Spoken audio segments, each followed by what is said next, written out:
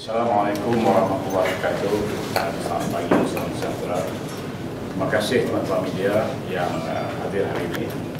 Bersama saya ialah Wabi Siva, guru dan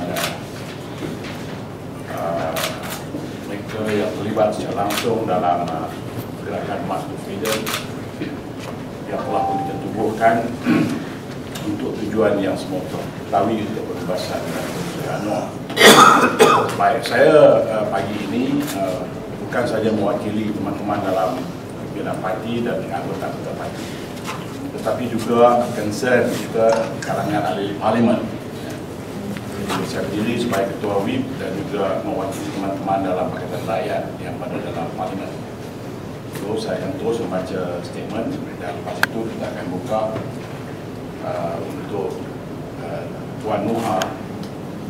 Kemudian kita akan juga menerima soalan-soalan terada kepada Guam saudara-saudara.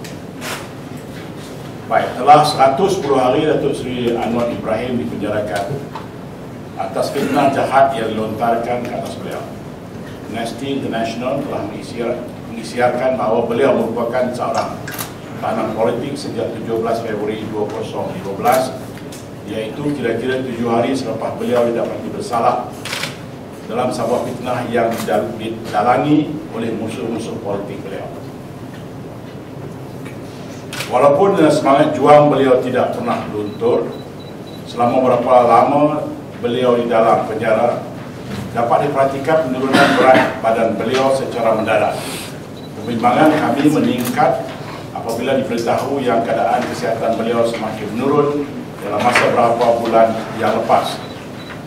Semenjak beliau dipenjarakan, kami diberitahu beliau kehilangan berat badan kira-kira 6 kg yang sungguh membimbangkan sekiranya ia berterusan. Terdapat juga simptom kesan darah dalam sampel najis beliau yang memerlukan pemeriksaan perubatan secara lebih dekat. Beliau juga direkodkan mempunyai tekanan darah yang tidak menentu dan bacaannya setinggi 163 atas bawah 108 walaupun beliau sedang menjalani rawatan ubatan. Beliau juga mempunyai kecederaan yang teruk di bahu kanan beliau dalam sebuah kejadian setahun lepas dalam aksiden yang masih meletakkan beliau dalam keadaan kesakitan. Kecederaan ini memerlukan pemeriksaan MRI, lawatan dan berkemungkinan pembedahan untuk pulih sepenuhnya. Kami mendapat maklumat bahawa Datuk Seri Anwar telah berulang kali membuat permintaan untuk rawatan ubatan dan kemasukan ke dalam hospital. Amat dikesali sekali atas kelewatan kerajaan dalam memenuhi permintaan ini, sehinggakan permintaan mudah untuk menjalani pemeriksaan MRI atas bahawa beliau yang tidak endahkan untuk beberapa minggu. Kami dimaklumkan juga bahawa Datuk Seri Anwar telah dilewati oleh doktor-doktor yang dihantar oleh Kementerian Kesihatan yang sedang merhatikan keadaan beliau. Bagaimanapun beliau dimaklumkan oleh Peguam Datuk Seri Anwar yang telah menemui beliau untuk tempoh 2 hari yang lepas, yang beliau akan dimasukkan ke Hospital Kuala Lumpur pada Selasa 2 Jun 1905 untuk pemeriksaan kematian dan rawatan perubatan. Keadilan dan keluarga Datuk Seri Anwar Ibrahim amat dan sangat menyesali kelewatan bertindak ataupun tindakan oleh kerajaan untuk memberikan rawatan perubatan kepada Datuk Seri Anwar. Dan untuk itu kami menuntut agar beliau diberikan penjagaan kesihatan secara menyeluruh yang diperlukan oleh beliau. Menteri Dalam Negeri Datuk Zahid Hamidi mestilah memberikan jaminan bahawa Datuk Seri Anwar dibenarkan berada di hospital selama mana yang diperlukan untuk penilaian kesihatan beliau dilakukan dan rawatan yang diperlukan diberikan sehingga keadaan beliau pulih. Kegagalan kerajaan untuk memenuhi tuntutan ini merupakan satu pencabulan hak asasi Datuk Seri Anwar untuk mendapatkan rawatan perubatan yang adil dan seksama seperti terkandung dalam undang-undang.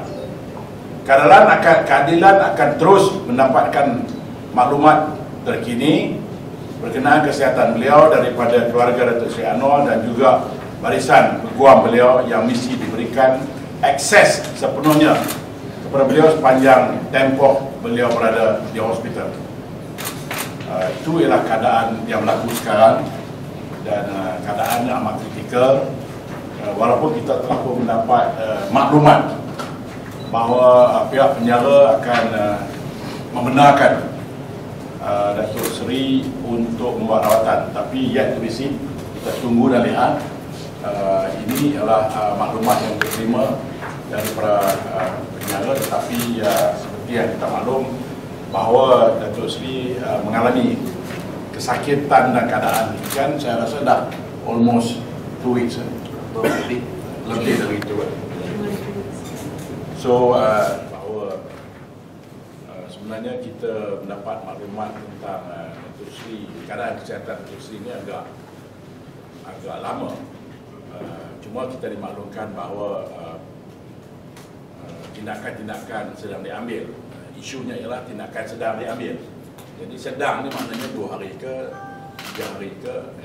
I am sure the prison authority and the Kementerian Kesihatan who has visited Datuk Seri Anwar know the situation. Cumanya saya rasa tidak perlulah sampai kita terpaksa buat PC ya. Because I think any prisoner for that matter or any inmate for that matter, dia ada hak-hak dia seperti yang termaktub dalam undang-undang. Jadi it doesn't look good apabila kerajaan mengambil tindakan yang agak late dragging lah.